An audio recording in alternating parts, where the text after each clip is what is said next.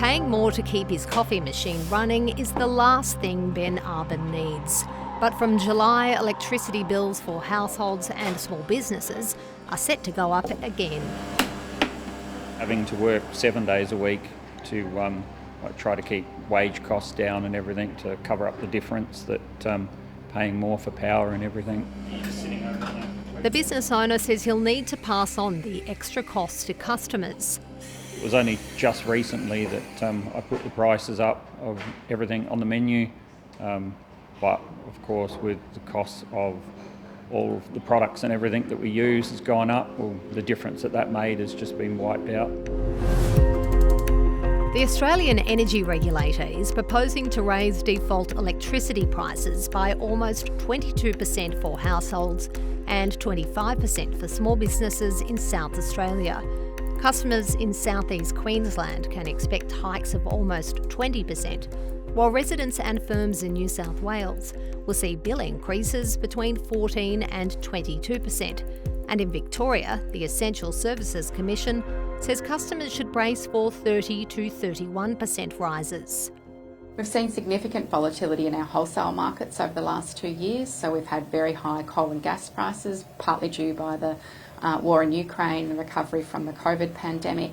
We've also seen quite significant outages from coal-fired power stations and cold starts to winter last year. Energy analyst Tony Wood says the default market offer acts as a benchmark for electricity prices nationally.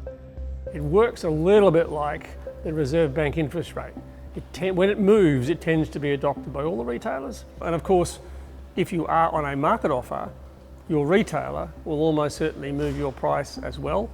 How much they move it by will be up to them. The peak industry body says retailers need to be able to pass on costs to customers so they can stay in business. Retailers are working on razor-thin margins at the moment. We are going to see, at least in the next financial year, upward pressure on prices. But what's really important for customers to do is to make sure they're on the best deal for their circumstances. This residential energy customer and former federal Labor candidate wants price relief in the May federal budget.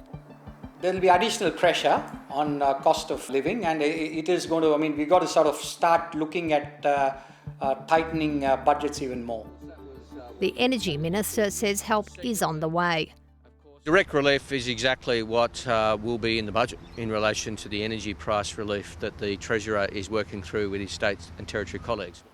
The regulator says the bill shock would be even worse, if not for the federal government capping coal and gas prices last year. But of course, those price controls expire in December. The federal government has a lot of work to do if it wants to keep its election promise to reduce power bills by $275 a year by 2025. Can you keep that election promise? That's how we are continuing to work to lower power prices as much as possible. We're not about to give up on that ambition.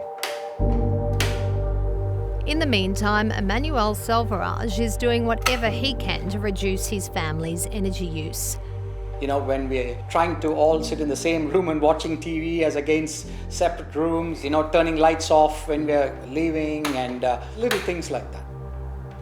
Energy regulators will announce the final default offers in May.